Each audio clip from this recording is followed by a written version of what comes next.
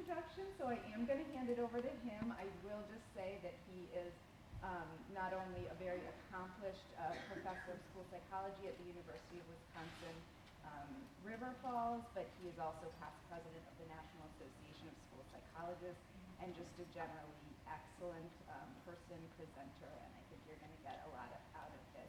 Just so you know, we have sent Dr. Savage the questions that came from many of you, and I believe he's going to try to incorporate as much of those as possible, but we will have a 15-minute question and answer period after the conclusion of his talk, which will be about an hour. So without further ado, I'll hand it over to Dr. Savage. Thank you. It is morning. Good morning, everybody. How are you? Thank you for all coming out today. It's a privilege and a pleasure to be here. Thank you, Amanda, for inviting me, and thank you for the gracious introduction. As you heard, my name's Todd Savage. I'm a school psychologist by training, and I'm a graduate educator, a professor of school psychology, as you heard, at the University of Wisconsin River Falls. I kind of accidentally fell into the field. I had a little bit of a difficult childhood, and it was a fifth grade teacher that changed my life. And if you're familiar with the resiliency literature, it tells us that all it takes for children to get through difficult situations, in many circumstances or in some circumstances, all it takes is one important adult in a child's life to make a world of difference. And for me, that was my fifth grade teacher. So she inspired me. I'm a first generation college student. And so I went to the University of Minnesota, intending to become a kindergarten teacher. But by 3 years into my degree, I had no education credits and a bunch of psych credits, so I finished out a psychology degree. And just as it was in 1991, in 2018, psychology is still the most popular major in the United States. We're a dime a dozen at the undergraduate level, and as you can imagine, we hit the top of the pay and the glamour scale pretty quickly with a bachelor's degree. So I knew I had a burning desire to go to graduate school, and I had this degree in psych, this strong interest or draw to education, and I was talking to a friend one day, and she mentioned school psychology. And I said, "What's that?" So she's like, "Why don't you follow me? I'm going to actually go check out a program," and it's kind of the old movie audition story. The person that goes to audition for the movie, it's the buddy who actually gets the part, and that's kind of what happened in this case. And it changed my world, personally and professionally, at that level. So I went to the University of Kentucky, did all my work there. I taught for several years in New Mexico, and I've been where I'm in my job 10 years. I'm a native of the Twin Cities. Wisconsin River Falls is about 20 minutes from Minneapolis, St. Paul. So it's nice to be back home where I grew up. Throughout my career, I have focused on culturally responsive practice, school safety and crisis prevention, preparedness and intervention work, and LGBTQ+ student issues, with the last 5 years being devoted almost exclusively to issues of gender diversity, which you're going to be exposed to today. I know that all of you come perhaps with some ideas, some thoughts, some experiences around the subject matter, and I don't pretend to be the be-all, end-all. I do happen to identify as cisgender. My pronouns are he, him, his. And I often do this presentation with the mother of a transgender son. We found it to be a good marriage. But by no means do I pretend to know everything. But I watch literature closely. I work with a number of people. I'm doing this work all the time in schools. So you're getting a fairly informed perspective, but a biased one nonetheless. So I will point things out as I go through the talk, but I'm happy to answer questions as things come up as well. So I have, if I can use my clicker, and for some reason I bet the batteries went out. All right, so I'm here to help increase your awareness around the subject matter, specifically gender diversity and how it applies to schools, to help either enhance or enrich your knowledge base or help you construct a knowledge base, and to give you some ideas about potential tools or strategies you could use in doing your work in schools with transgender and gender diverse folks. As a school psychologist, everything we do should be tied to the NAS practice model, and for the school psychs in the audience, I set up this presentation to fit most closely with number 8, diversity in development and learning. And maybe we're cooking with gas. We are. All right. So when I've been in about 60 schools doing professional development around this topic, and I typically, like I said, do it with my colleague and friend Leslie, the mother of a transgender son. And whenever we're in schools, we always like to start off this way. And so I'm modeling for you, but I'm also kind of enhancing your awareness or increasing your awareness around this. 88% of children in the United States attend public schools.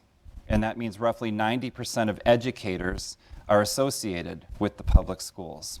And what do we know about public education, at least for the time being, in the United States? That every child in this country is entitled to a free and appropriate public education. That everybody who shows up at that public school door must be welcomed in openly and warmly, and it is our legal, moral, and ethical obligations to optimize every single child's potential for success academically, socially, emotionally, behaviorally, developmentally, and beyond. So in the public schools, that means we're going to encounter a number of kids from a variety of backgrounds, a diversity of backgrounds, many backgrounds which might be different from our own. And so we have multiple experiences, histories, biases, experiences, or lack of experiences with people from a variety of backgrounds. And so we need to examine what our thoughts, feelings, and beliefs are about persons' identity backgrounds different from our own, why we might have those thoughts, feelings, and beliefs, and examine if there's a chasm between where we're at and where we need to be to optimize that child's potential for success. The onus of responsibility rests on our shoulders to do that. So many people have their own thoughts, feelings, and beliefs around the topic of gender diversity. And that's their starting point. As an educator, I gotta take people where they start. But I'm also there to help move them further down the road to be in touch with what they think, feel, and believe, and what they need to do to get from here to there, so that whether they knowingly work with a gender diverse child or don't, that they are there to do the best they can to optimize that child's potential for success. And I'll point out some of these things as we go through. So with that context in mind, I want to make a connection here. Every major, reputable, educationally related professional association in the United States in 2018 has some position statement around this topic. Now, some lump gender diversity under the larger LGBTQ umbrella. Some have actually separated out a specific position statement for gender diversity itself. The National Education Association has one, and this PowerPoint will be shared with you at some point, and the links are hot, so you'll have access to the links. All the principal associations have a position statement. As a member of the National Association of School Psychologists, we have position statements, but we're not alone in that. All the school social work, school nursing, school counseling, OT, PT, SLP, all of these associations have some type of position statement around this subject matter. But the same, regardless of the association, the same themes come through all of those position statements.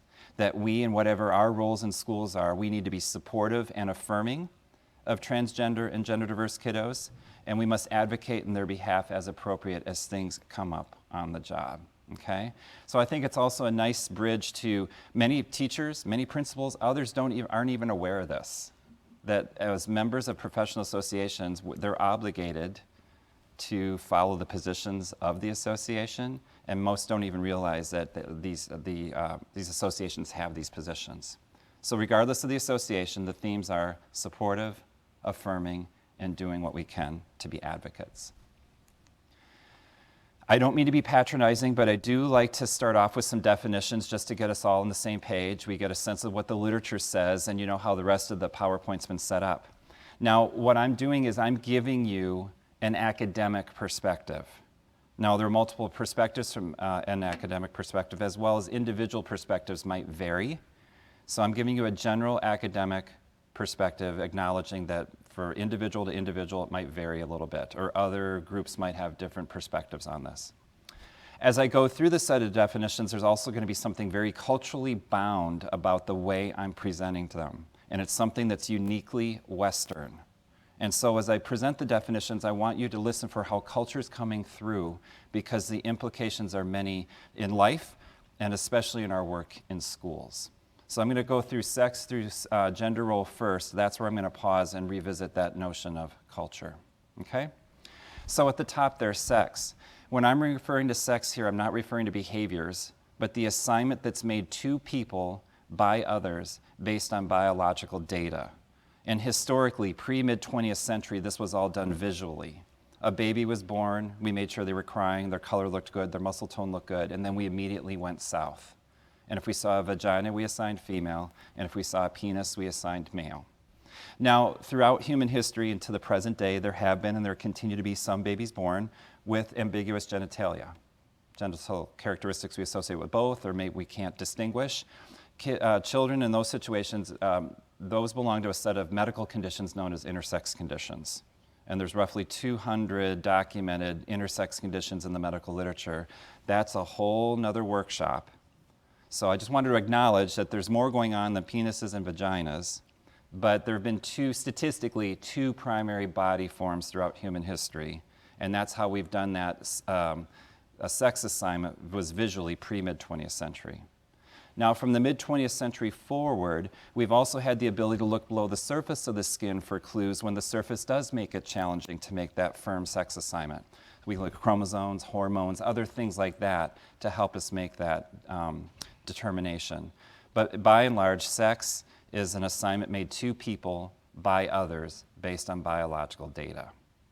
From there, another assignment is made for that child, that infant, and that being of gender. Now, while there's growing literature to support that there might be biological contributions to what we believe or think is gender, gender by and large is a social construction. A group of people, a society, a clan, a tribe, a nation, whatever, makes meaning. Genitals in and of themselves, there's no meaning ascribed to them. Humans ascribe and make meaning of them and associate with particular genitals.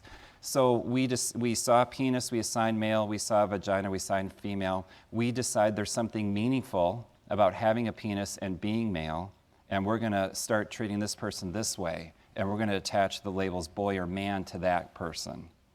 And we saw a vagina, we assigned female. We decide there's something meaningful about having a vagina, about being a female. We attach the terms girl or woman to that person, and we're going to decide, or we're going to treat this person this way because we've determined this is what it means to be a girl or a woman in our society. Okay?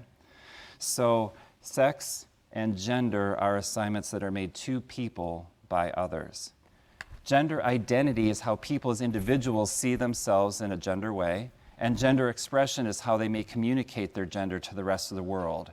In our culture, we've done this through things like appearance, hair, makeup, no makeup, clothing options, voice, activities, which kind of tie into gender roles. Gender roles follow from that socially constructed notion of gender. We've decided this is what it means to be a male or a female, or a boy, a man or a woman. This is where we tag the terms feminine and masculine. And we've gender rolled almost everything in our culture throughout history. We've gendered career pathways historically. Historically, what career pathways were more open to women?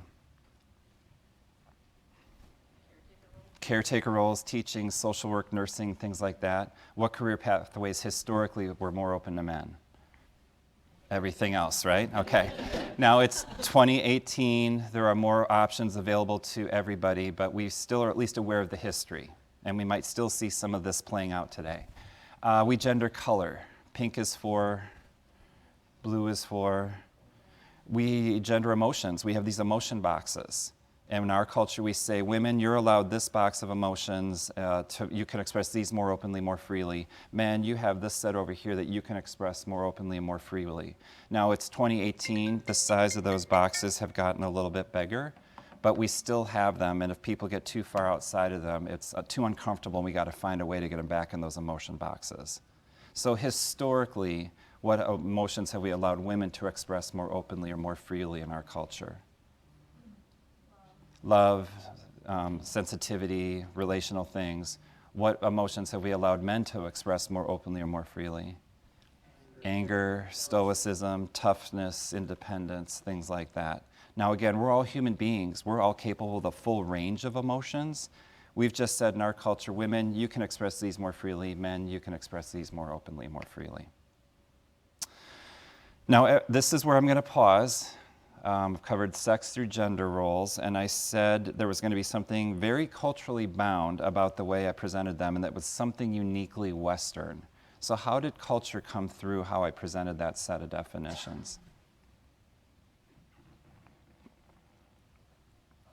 Yes? Well, not all cultures believe Exactly. So it was presented in a binary format. And while the binary system itself isn't unique to the West, it's our strict adherence to the binary which makes it uniquely Western. And this is only played out over the last several centuries. There's evidence that prior to a certain point in history, even in the West, there was recognition of gender diversity. But at some point, the church took over, laws took over, whatever, took over and kind of said, nope, this is it, this is the model, this is what we're doing, and just reinforced that over centuries. So it feels kind of just natural, the natural order to some people. And it's really not what's happened throughout the rest of the world, throughout human history. Throughout human history, gender diversity has always been a part of the human fabric. Prior to the European takeover of the North American continent, there were many Native American, American Indian, First Nations, Canadian, and other indigenous tribes that recognized more than two gender identities. In fact, the research shows that some Native American or American Indian tribes had up to 8 acceptable gender identities in their communities.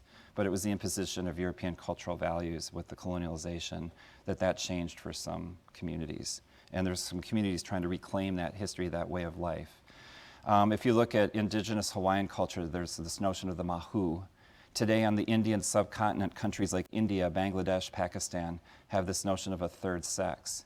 And we see other examples of this in indigenous Alaskan cultures, Central and South American cultures, South Pacific cultures, African cultures, and Asian cultures. There always has been space for gender diversity in many cultures throughout the rest of the world. Now, it doesn't mean every culture has been open and accepting and loving and embracing. It's just that it's always been here, and many cultures have and many cultures do embrace it and honor persons who are something other than how they were assigned. Now, humans throughout human history have needed to understand their world, right? And the way they've done that is to sort it, to categorize it, to label it, and so on and so forth. And one way humans have done that with other humans is using the body as a frame of reference. And there have been, statistically, 2 primary body forms, those with penises, those with vaginas. And so while humans have probably made those assignments on the binary, out of the gate, as that child developed and they learned something about that individual's gender identity, there was space to allow for that. And there wasn't this strict adherence as this is how we assigned, but this is how this person is. There's space to allow that person to develop into whom they are. Okay? All right. Now, I left off sexual orientation. I bring in sexual orientation to the conversation because many people confuse gender identity and sexual orientation. They are distinct, separate, compartmentalized identities, though they certainly overlap, intersect, and interface. But they are distinct identities. Sexual orientation has to do with one's primary psychological, social, emotional, and erotic attractions towards other people. It's the head and the heart stuff. To whom one is attracted. Notice in that definition there's no mention of sexual behaviors. Sexual behaviors are not a defining characteristic of sexual orientation. They don't define one's sexual orientation. Your sexual behaviors might be an expression of your sexual orientation, but they don't define your sexual orientation. There are many people engaged in sexual behaviors that don't coincide with their sexual orientation, okay? So, with that in mind, in a traditional Western model, how one was assigned in terms of sex was supposed to match how they were assigned in terms of gender, and that was supposed to align with their gender identity, gender expression, and perhaps some of the gender roles they took on, and therefore they were supposed to be attracted to someone of the opposite sex. That's the traditional Westernized model. Did you have a question?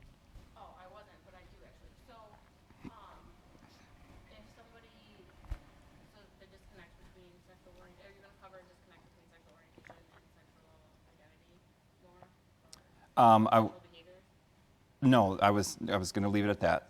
So if somebody, let's say, in one direction or the other, is attracted to someone but is engaging in their behavior, would you still label that or give them that identity then? Well, they might take on the identity. I mean, people from the outside do sometimes make those labels, and again, that imposing their viewpoints on others. I think we have to be careful about that and let those who identify how they identify. And that's why I've been qualifying I'm going to give you academic definitions, but some people might use the labels differently, or how I'm defining it may not fit how they define themselves. So if somebody is attracted to someone but not engaging in those behaviors,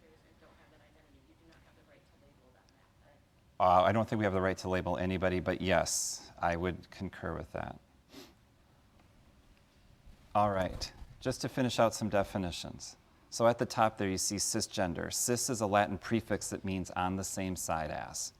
Someone who's cisgender from an academic perspective, how they were assigned in terms of sex matches how they were assigned in terms of gender, and that does align with their personal gender identity, gender expression, and maybe some of the gender roles they take on.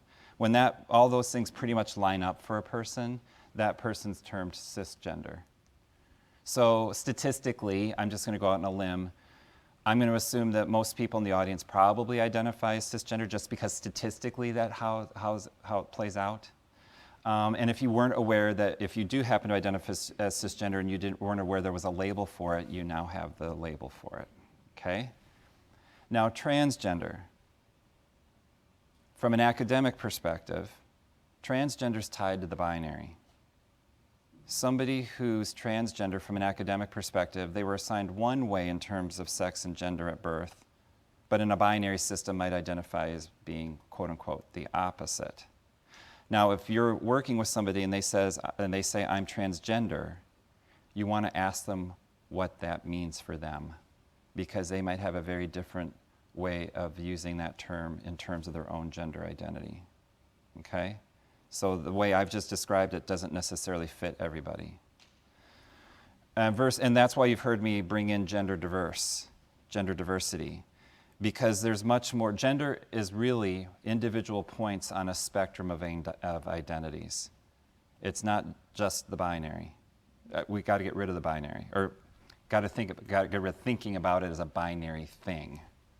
It's individual points on a gender spectrum. Perhaps you've heard some people who identify as gender fluid, gender creative, gender expansive, gender queer, gender non-variant, gender something else. We just don't have nice, neat, tidy labels that fits their identity, all right? So those are indicators that, the broader gender diversity that we're talking about here. And the signs or clues that you're working with somebody who's truly gender diverse are this: that the messaging about their gender identity, the way of thinking about and the messaging about their gender identity, either out of the gate, or if they come out later on and you do a retroactive history with them, that their messaging's consistent, persistent, and insistent when it comes to talking about their gender identity. It's not the 3-year-old boy whose mom's putting on nail polish and he wants a little bit too, or the girl who prefers trucks over dolls. It's a consistent, persistent, and insistent way of thinking about oneself in terms of their gender identity.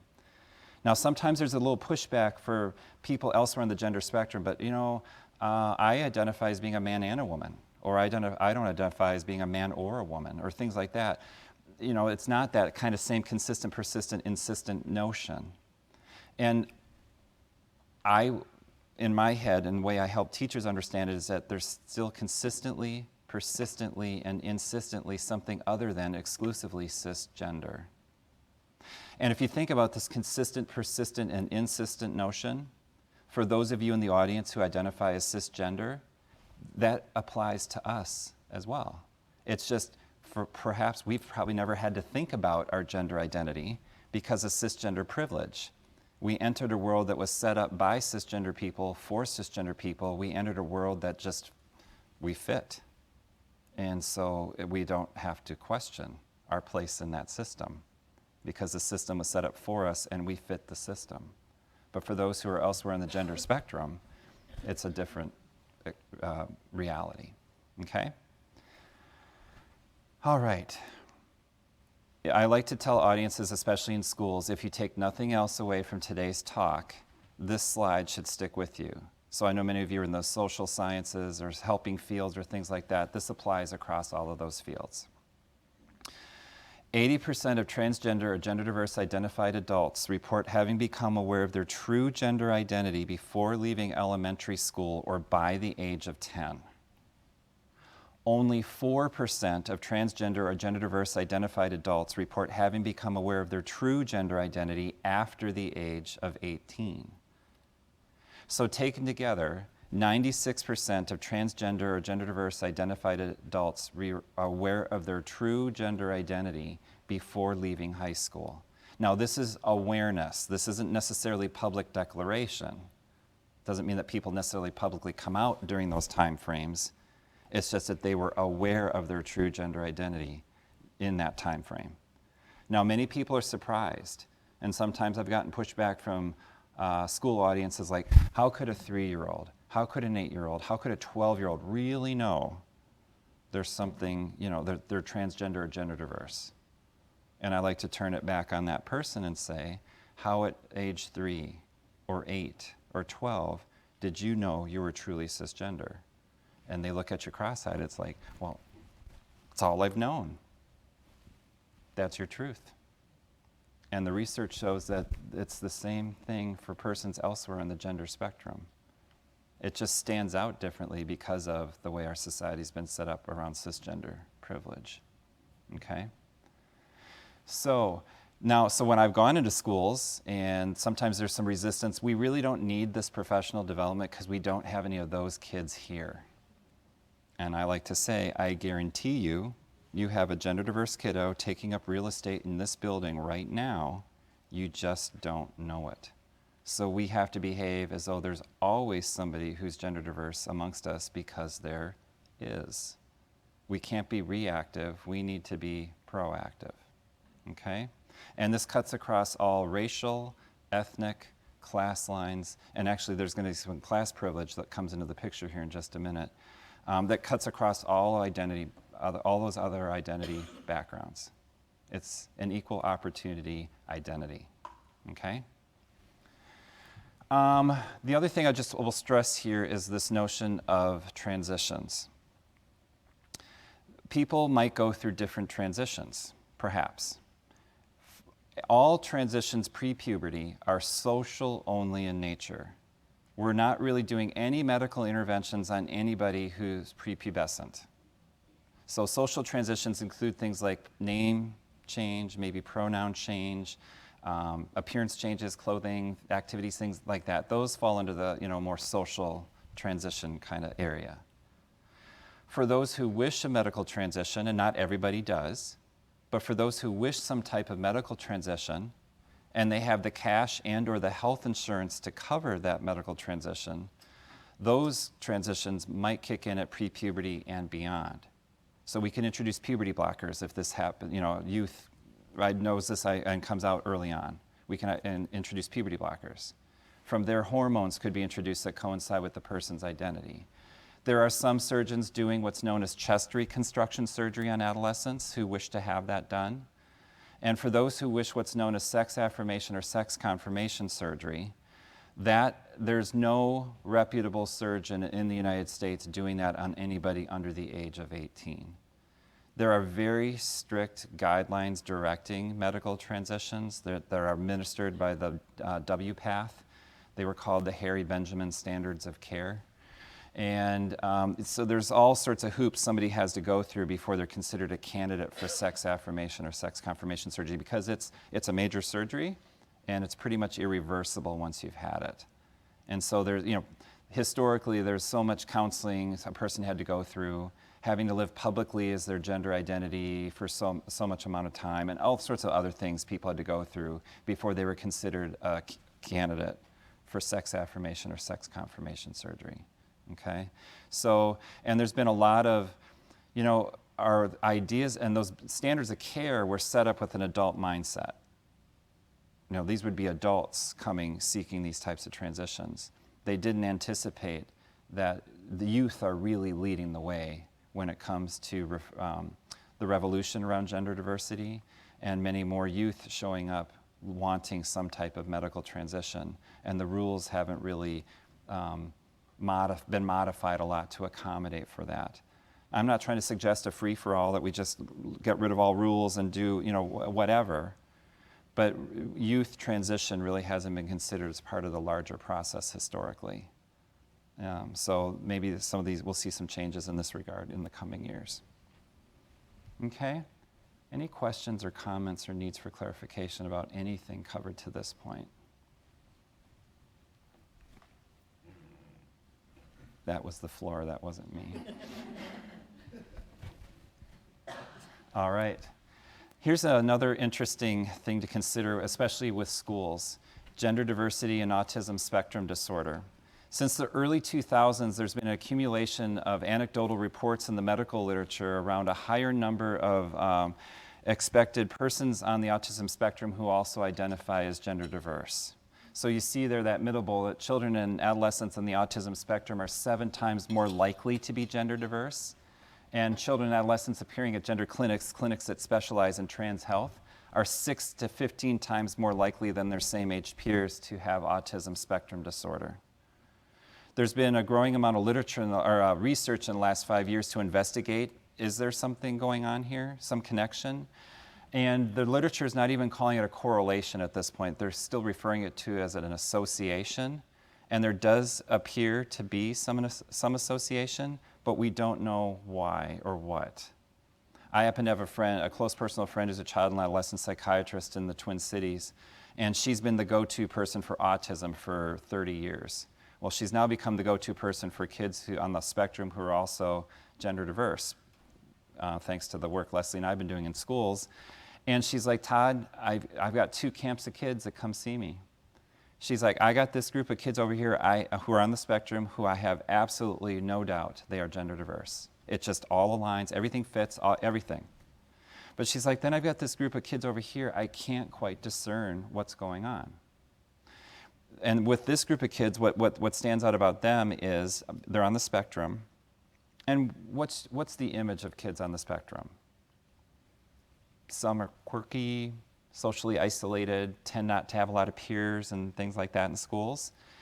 But a group of kids in schools that is sometimes taking these kids in under their wings are the LGBTQ identified group. And she can't tell if it's this kid on the spectrum is identifying as gender diverse because they want to be like the kids with whom they now identify, or if they are truly, she can't tease it out. So yep, this group, no doubt. This group, not so sure. And so that even speaks to the literature. We're just not there yet. So just be aware of that. And I can't tell you how many times I do this in schools and hands go up. It's like, we've got 3 kids in our ASD program who identify as gender diverse. So just some mental health issues to be aware of that impact this situation we're talking about. So the Diagnostic and Statistical Manual, I think many of you in the room have heard of it. For those of you who perhaps haven't heard of it or aren't as familiar with it, it's the DSM.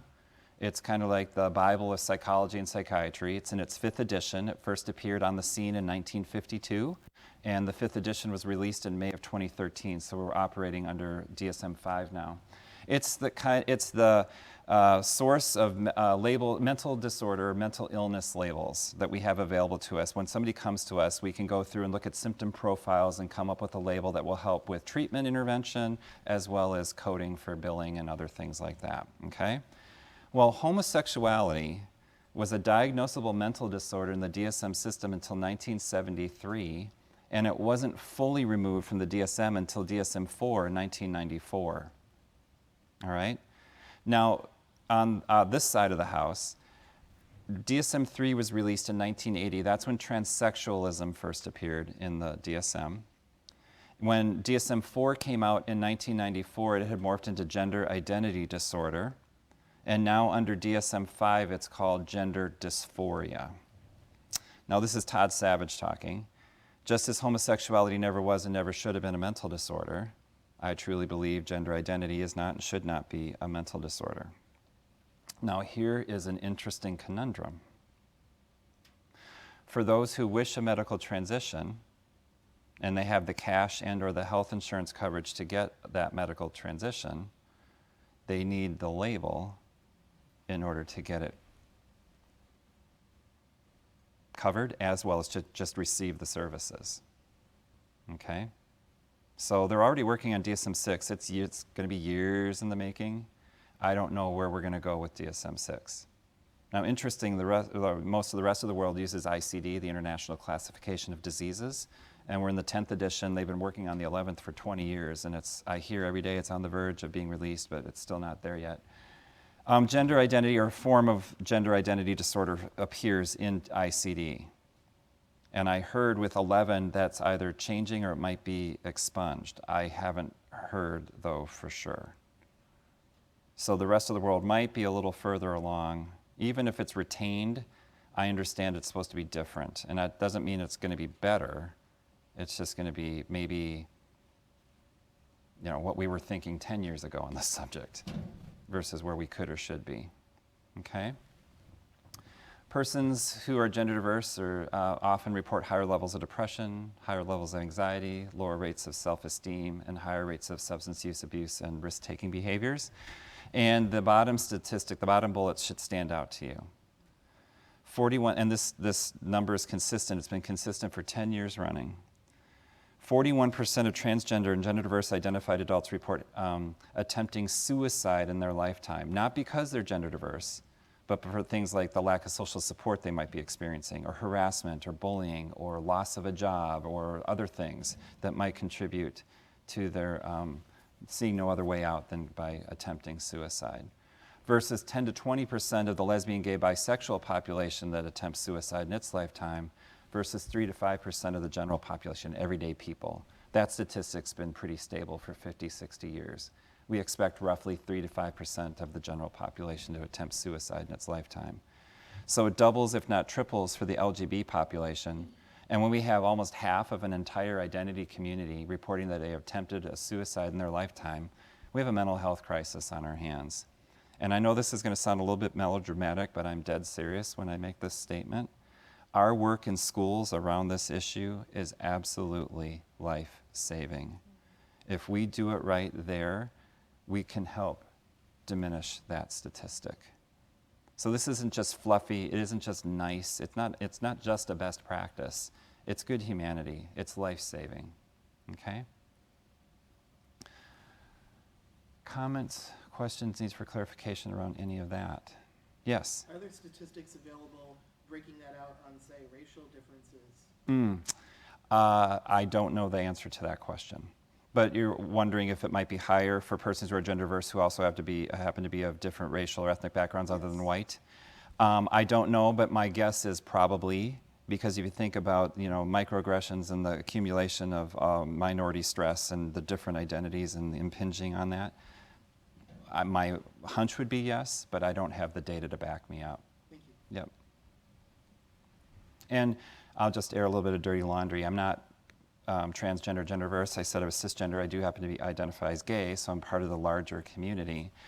We haven't done so great in our own community around this topic. We've put transgender and gender diverse persons under the bus numerous times, and we can't even get it right with our, LGBTQ identified members of color. So we got a lot of work to do in our own community as an addition to the larger community around those issues. All right, some school issues. I'm watching time. The data I'm giving you here are from GLSEN, the Gay, Lesbian, Straight Education Network. It's an educational rights and advocacy group and support group out of New York City that's been around 30 plus years. This is where GSAs got their start. And they continue to support with resources and things for GSAs, but they do a number of things, including some research. Well, since 1997, GLSEN has done a biannual study of LGBTQ youth to get a sense of what their experiences are at home, at school, and elsewhere, and I'm focusing specifically on the school data. So they collect the data in the odd years, and they release them or report them in the even years. So I'm giving you the most recent data that have been reported. The data from 2015 were released in 2016. The 2017 data have been collected, they just haven't been reported. They'll be released sometime this year. So between 1997 and 2015, the data was showing a movement in a positive direction. It was kind of a slow, linear, positive trend line, that things seem to have been improving. Well, something big changed in 2016 that potentially could impact what the 2017 data look like. I haven't heard anything. I don't know. I'm wondering what the 2017 data might look like, because things in terms of a larger cultural perspective have worsened in the last year and a half or so. So it'll be interesting to see what the data show when they're released. So anyways, things moving in a positive direction. I'm going to make a bold statement before I give you the data, and then you're going to think, what the heck is he talking about? Because the data don't bear that out. And I'm going to unpack the data in relation to my statement in a few minutes. My statement is, Gender diversity is a non-issue for the youth of today. Those 0 to 21, for the most part, don't give a rat's butt about this issue. It's a non-issue. All right, and if kids do have an issue with it, it's because adults in their lives have an issue with it. This is learned behavior, just as racism and sexism and all those other things. It's all learned behavior, okay? So then listen to these data and you're going to think, what is he talking about? So they look at two big areas in the school data portion of this study. And it's considered to be a very strong, very sound survey. They get a randomized sample, a stratified randomized sample of LGBT youth from across the country to participate and so on and so forth. They look at school climate and they look at school policies and procedures. In terms of the school climate data, 43% of transgender or gender diverse kids report feeling unsafe at school because of the school climate in this regard. 38% report avoiding gender-specific spaces at schools because they feel unsafe in this regard. And 66% report avoiding extracurricular activities and school functions because they don't feel welcome or they don't feel safe. Roughly 30% of the large LGBTQ student sample report missing at least one entire day of school in the past month, with roughly, because of the school climate, with roughly 10% missing 4 or more days. If you're familiar with what we used to call the dropout literature, we now say push out. Dropout puts the onus of responsibility on the kid. Push out puts the onus of responsibility on the system or the institution. Well, historically, the push out data told us that if a kid missed 3 or more days of school per month, that they had a higher likelihood of ending up in the school to prison pipeline, that they'd be push outs by 9th grade. All right, so we've got 10, and now I've been seeing data in the last year or two, they're now actually saying it's 2. So a kid who misses 2 or more days of school per month is at a higher risk of being a push out by 9th grade. So we have 10% of our kiddos here missing 4 or more days of school in the past month. We got a high risk here for potential for push out and then that school to prison pipeline. And just as a side note, when a community goes to build a new school, jail or prison, they look at a number of data sets, community-based data sets and school-based data sets. There are 2 big school-based data sets they look at to predict how many beds they're going to need in that jail or prison 10, 15, 20 years down the road. They look at the absentee rates that I just talked about. And does anybody know what the other major school-based data set is they look at to make that determination? Literacy. 3rd grade reading scores. We can already tell with 3rd grade reading scores who's going to be at risk for being a push-up by 9th grade and entering that school to prison pipeline. So early literacy is just not good humanity, it's also about trying to stave off social ill. So we have a moral imperative for early literacy. 96% of transgender and gender diverse kids in this study report hearing negative gender expression remarks often at school, and often is defined as being at least 3 to 5 times per week. 86% report hearing negative trans-specific remarks often at school, meaning at least 3 to 5 times per week. 64% heard negative gender expression remarks often at school, at least 3 to 5 times per week, from the adults in the building. 55% report being verbally harassed at school, 20% report being physically harassed at school, and 60% of the large LGBTQ student population reports being sexually harassed at school. 50% report being electronically bullied or cyberbullied because of their sexual orientation or gender identity, gender expression. 58% of LGBTQ students indicate they do not report any of bullying incidences. One of the reasons being 64% who did report indicate school staff did nothing in response. So again, you're like, Todd, you told us up front that kids don't care about this. This is a non-issue. These data don't bear that out. Well, if you unpack the data a little further, yes, there are some kids engaged in anti-LGBTQ bullying in schools, but the research shows that those numbers are relatively low, but their impact is big. But the other more disturbing issue is the adult participation in this process. Adults are the school climate tone setters, and when you have 64% being reported to engage in this type of bullying, harassment, and 64% of students say staff is not doing anything as a result, That's the bigger, in my mind, the bigger problem. The adult complicity in the process. All right?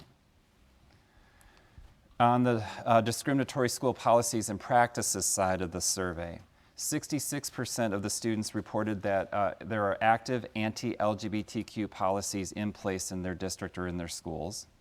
Around 17% of students reported they were being prohibited from discussing or writing about LGBTQ topics in school assignments, and roughly 16% were prohibited from doing so in extracurricular activities.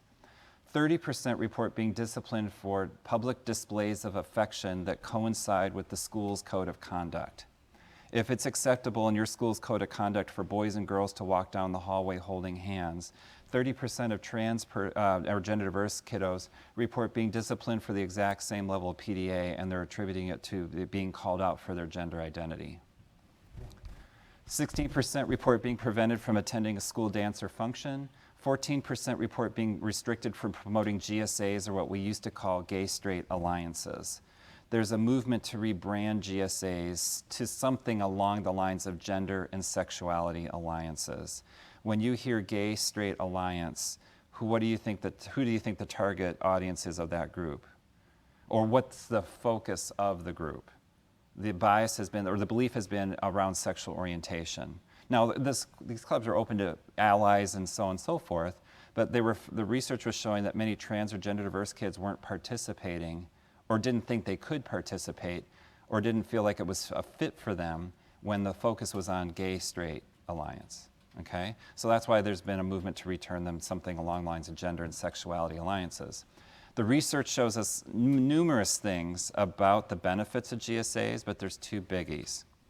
For those who actively participate in GSAs, the research shows that kids have better mental health outcomes, they learn advocacy skills, leadership skills, they get better networked, better connected, and so on and so forth. But the research also shows that there's a group of kids who don't or never will participate, but just the mere presence of a GSA in their school is all it takes some kids to get through difficult situations. So they benefit those who participate, and there's a benefit for some who don't. And these have historically been situated in high schools. The movement is now trending downward to put these in middle schools, to continue through high school. Because if you think about the data I showed you just with trans or gender diverse identity development, if 80% know by age 10, and they don't have access to something like this until age 14 or 15, we got a gap there we need to fill, because that could lead to poor academic outcomes, poor mental health outcomes, things like that. We want access to these things earlier so people can get connected earlier. 51% report being prevented from using their declared name. 60% report being required to use restrooms or locker rooms or other sex-segregated facilities based on their assigned gender versus their affirmed identity. 22% report being prevented from wearing clothes that are considered inappropriate by others based on that kid's gender assignment versus their affirmed identity. Roughly 11% were prevented or discouraged from participating in school sports because of their LGBTQ identity. And roughly 71% of LGBTQ students report or indicate that their schools engage in some form of gendered practice in school activities. So if you think about traditionally homecoming courts, if that's a tradition that's carried out locally, and where I grew up, homecoming courts, there typically was a queen, a king kind of was crowned at another thing. But many schools in the local area are starting to change those traditions. They're getting rid of this crowning a king or a queen and just calling it a homecoming ambassador and opening it up to anybody of any gender identity who would just to be considered for that honor. Names in yearbooks, names on diplomas, glee clubs, traditional forms of dress associated with glee clubs. Girls have to wear dresses, boys have to wear suits. Well, there are quite frankly some cisgender identified girls who don't feel comfortable in skirts or dresses, but they're required to wear them for these things. Why do we have to have any type of gendered clothing at all? Why not a rule like, okay, everybody in the glee club, you wear black, and as long as it conforms to the school's code of conduct for dress, you're good to go. So finding ways to be more gender inclusive, or just more inclusive in general. So think about the ways that things are so gendered in your schools or your community-based settings wherever you're working, and see if there are ways that you could be more inclusive and not so tied to the traditional notions of binary gender.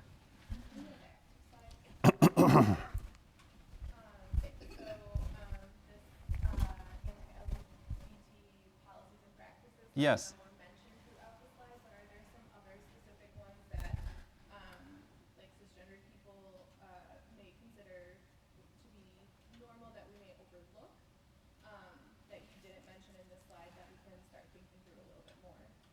Well, I can't think of like active formal policy. Well, I'll do field trips and I'll do referring to people. So field trips, away field trips where there's lodging involved. Whether it's field trips, whether it's restrooms, whether it's other areas that are historically segregated by sex, best practice would indicate that having options available for everybody, an array of options, is a good way to go. So where I've seen this work really well is some schools that still have sex-segregated bathrooms. If that's the case, first of all, we cannot discriminate against gender-diverse kids and force them to use any type of restroom. Right? They have to be allowed to use the restroom that coincides with their identity if they wish that. Oh, and we accommodate them in other ways if they don't wish that. But options work well because there are some kids who are gender diverse who don't feel comfortable in either restroom and would wish to have another space. But having another space also helps administrators deal with families who don't want their kids in restrooms or other facilities with gender diverse kids. We can't force those families to do something different, but the administrator now says, you know, I'm sensing a lot of discomfort. You're not really cool with this. Well, this is how we operate in this building. So, you know, I'm going to still follow the letter of the law and make sure I'm here for everybody. But we do happen to have another restroom available. Would you feel more comfortable if your child used that restroom? We can make that happen. Okay? But these things don't just accommodate gender diverse persons. Options accommodate a lot of people. I'm gay. Bathrooms were god-awful places for me in school. And so I just learned not to go to the bathroom while I was at school because I didn't want to get beat up or teased. If there had been another option available, I would have been better off. So, I mean, you see, it's like universal design for learning.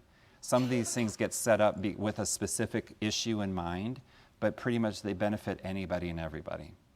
Same thing with Wade field trips. If you're going to still segregate housing based on traditional notions of gender like we have historically, that we should also have, well, again, so we have to accommodate gender diverse kiddos in those situations according to their identity and allow that to happen.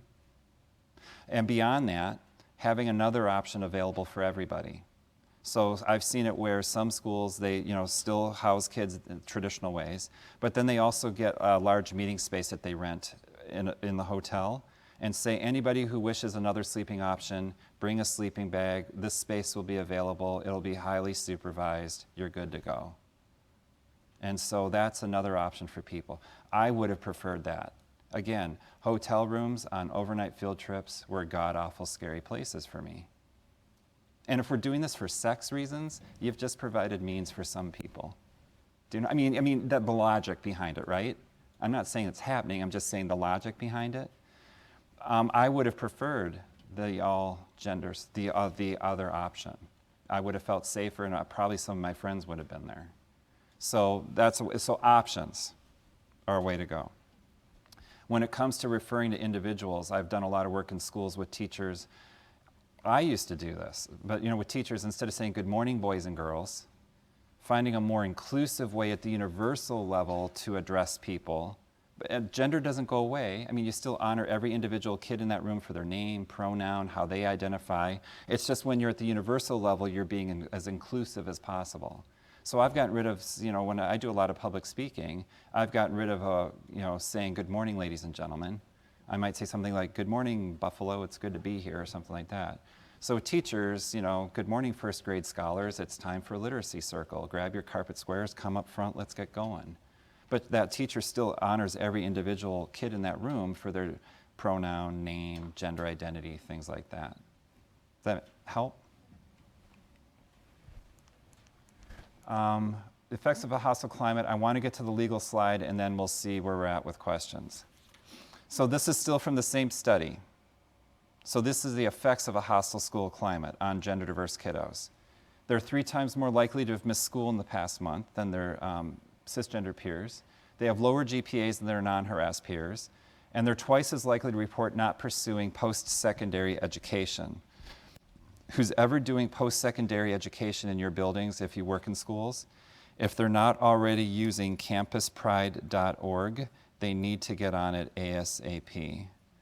Campuspride.org rates 2- and 4-year institutions in this country on their LGBTQ inclusiveness, sensitivity, responsiveness, friendliness, and policies, and so on and so forth. So if you have a kid that comes in with a short list of 10, you pull them up on campuspride.org, and 3 are like, there's no way you're going to survive there. It just helps with better post-secondary planning, okay? They're twice as, so Leslie is the mom, my friend that usually presents with me. They did that when Sam was looking for his college, and he went to Bates. And so it was on campuspride.org as a really good school and so on and so forth, but he still felt the need to call the housing department the summer before just to explain the situation and say, hey, I'm coming as Sam the man. I'm not going to reveal who I am. This is my identity. This is who I am. I'm not going to reveal my history. So when you're looking to pair me with a roommate, could you maybe, if there's something that sits out in their application that makes them look a little more progressive or open-minded, could you maybe pair me with that person? Because if they find out and freak out at some point, I don't want to have to pack up my bags and leave. And he said, the housing dean at the other end of the phone said, Sam, if that were to happen, that person will promptly be packing up their bags and finding somewhere else to live. So he said, I knew I'd made the right choice, okay? Something else I neglected to share with you earlier, it's out of sequence here, but I did want to stress this class issue with medical transitions. Sam triggered it for me.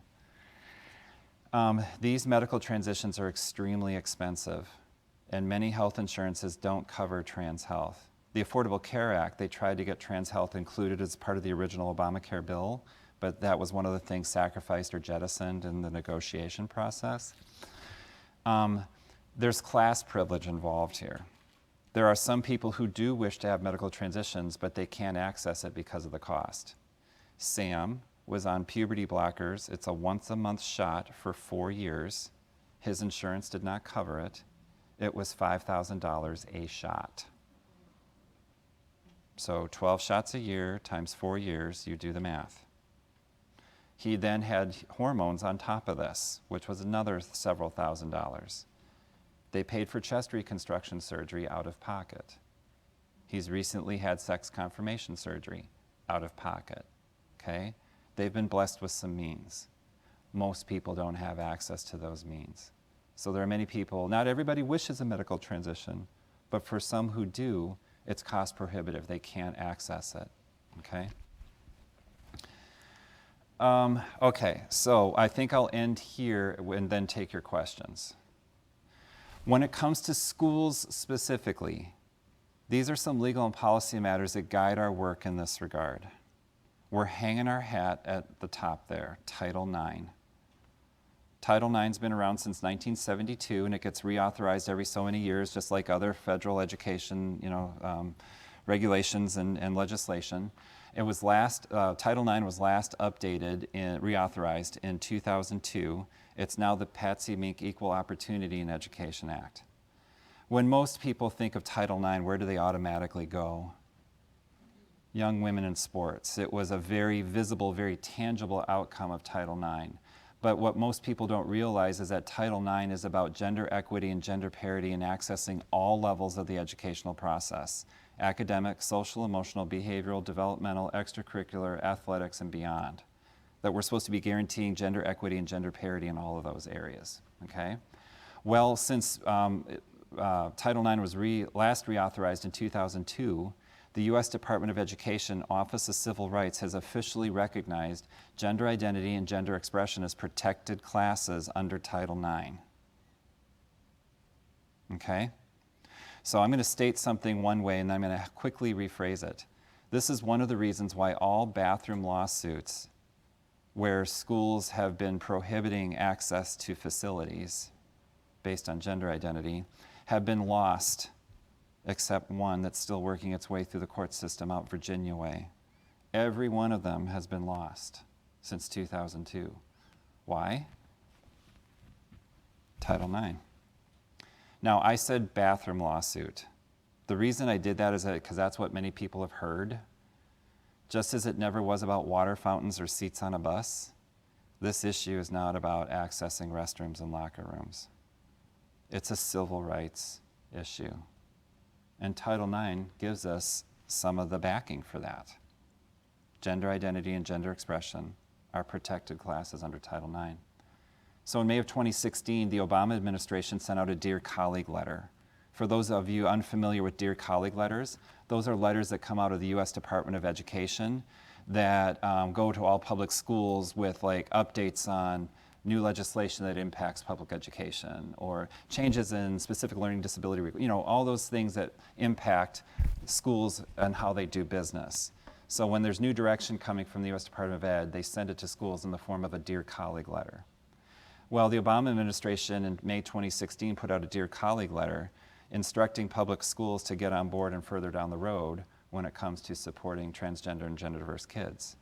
Now, that was seen as a huge political ploy and a liberal whatever, and I will concede everything that comes out of Washington, D.C. has a political something behind it. But in my heart of hearts, I truly believe the administration was doing the right, not only doing the right thing. We were 14 years out of compliance with Title IX at that point. The administration was trying to push more public schools further into compliance with existing law. Now, the current administration, that's my alarm for a 15-minute warning. The current administration rescinded that Dear Colleague letter a year ago, February. But that's all the current administration did. The law did not change. Title IX is intact, and the U.S. Department of Education, Office of Civil Rights, still recognizes gender identity and gender expression as protected classes. Now, the current administration has been very vocal in saying they will not rigorously enforce the law and they will not rigorously pursue offenders, but the law did not change. So schools should be doing this because it's good humanity, best practice, a legal, moral, and ethical obligation to honor everybody in our building. And if schools won't do it for those reasons, I put the L words in an administrator's ears. If we don't do this, there are going to be lawyers, lawsuits, and liability. Do you want that? All right? FERPA, the Family Educational Rights and Privacy Act. It is legally allowable under FERPA for students ages 18 and above and or their parents or legal guardians at any point in the educational process to request name and gender marker changes on all legal school paperwork. It is legally allowable. Now, it doesn't state what's needed to make that happen beyond the request. So some school districts or jurisdictions have required modified birth certificates for that to happen. That's not a requirement. That's just what that district decided they were going to use as their metric or their benchmark to do that. But can anybody see what might be problematic about that requirement that they've established? That also entails class privilege, because what does it take to get a modified birth certificate? Cash, lawyers, time off work, transportation, getting down to a courthouse, things like that. Support by the family. Support by the family. So there's no requirement for that. It's left up to local education agencies to figure out how they're going to honor the request. But just as you think about those things, or if this is already in place in your district, and that's a form of requirement as part of it, this is where advocacy comes in. This is maybe where we need to put a bug in people's ears to see if they could change that requirement. The one thing that's not up here is the Equal Access Act of 1984 that was passed during the Reagan administration. While that law came into existence, there were some groups in public schools in the late 70s, early 80s trying to form extracurricular clubs that had a religious focus or a religious theme. The Fellowship of Christian Athletes falls under that. And some schools were not allowing the formation of those clubs because of the separation of church and state. Well, the Equal Access Act did allow for the formations of those clubs as long as, things like you couldn't meet during the school day, you couldn't proselytize, you couldn't promote one religion over another, things like that. And all of the rules that govern extracurricular activities. If your club fit all that, you could allow that club to function. Well, what they didn't foresee at that point was this is what allows GSAs to function. There is a right to establish a GSA in schools as long as they conform to all of the rules governing extracurricular activities. Some schools have tried to prevent them or won't allow them. Some have gotten rid of all extracurricular activities altogether, so they don't have to allow them. The Equal Access Act does allow for those formation as long as they conform to all the other rules that apply. And the last thing I want to talk about here is the Section 504 of the Rehabilitation Act. Some schools, out of the goodness of their hearts, trying to do the right thing and trying to accommodate transgender or gender diverse kiddos, but we're running up against roadblocks, we're sometimes attempting to write 504 plans to accommodate them. It ain't legally allowable. Gender identity is not an educationally disabling category. You can't write a 504 plan just to accommodate a transgender or gender diverse kid's needs in schools. Now, if you have a trans kid or a gender diverse kid who's experiencing severe depression or severe anxiety, and you can demonstrate educational impact of that depression or anxiety, you could potentially write a 504 plan targeting that depression or anxiety.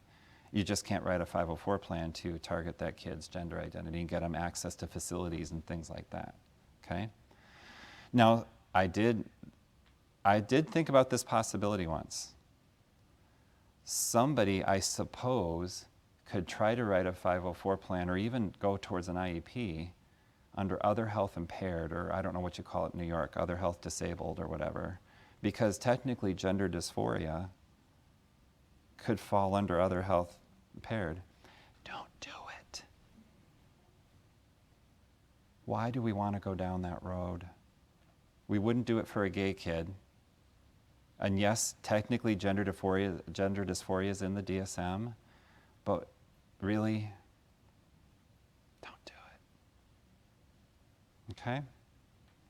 So that's a 3-hour workshop in an hour and 5 minutes. And I didn't, there's still some strategies and things here. But comments, questions, needs for clarification about anything within approximately 5 to 10 minutes worth of time here.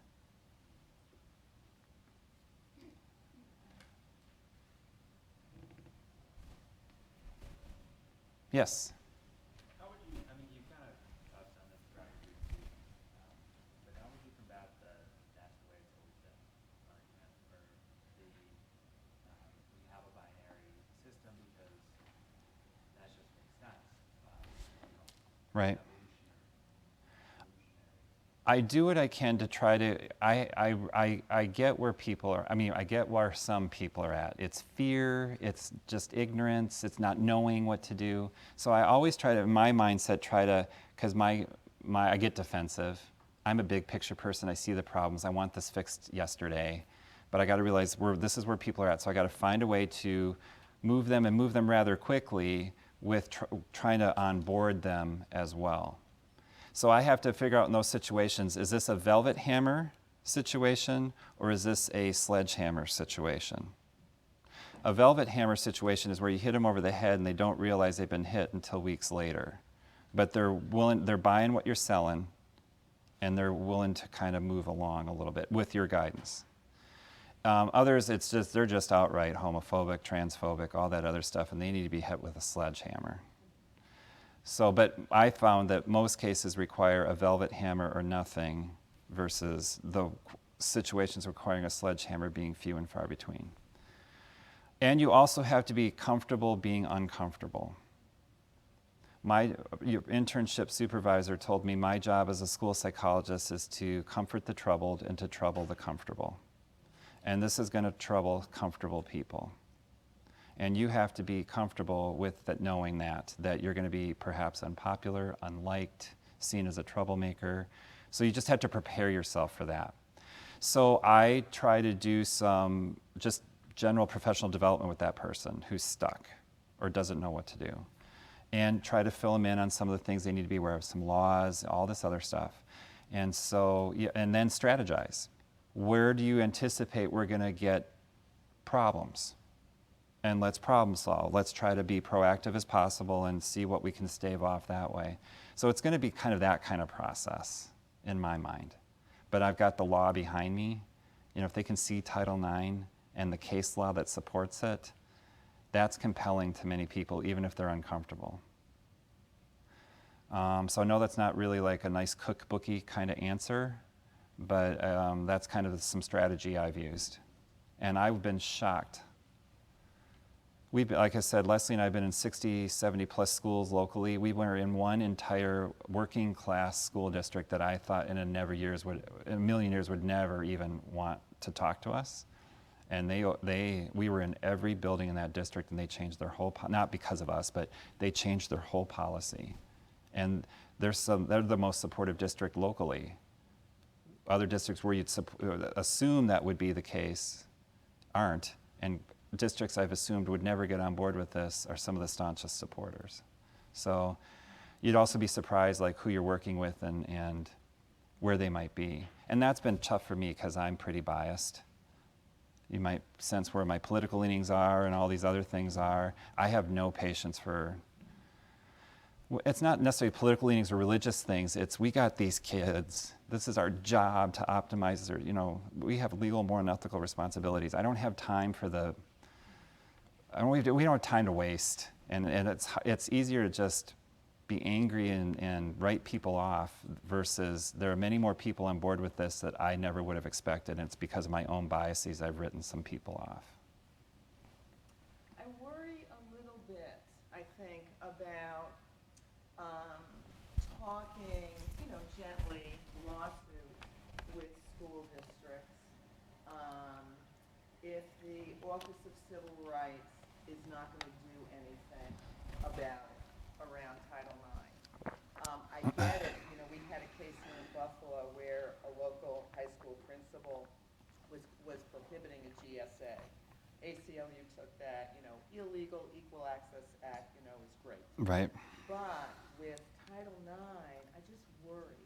So I don't know if you have any comforting thoughts about that because I don't think they're going to do anything. Sure. No, I don't have any comforting thoughts. I haven't seen it tested locally where I'm at, but I dread the case that comes up. So I think we have to try to use other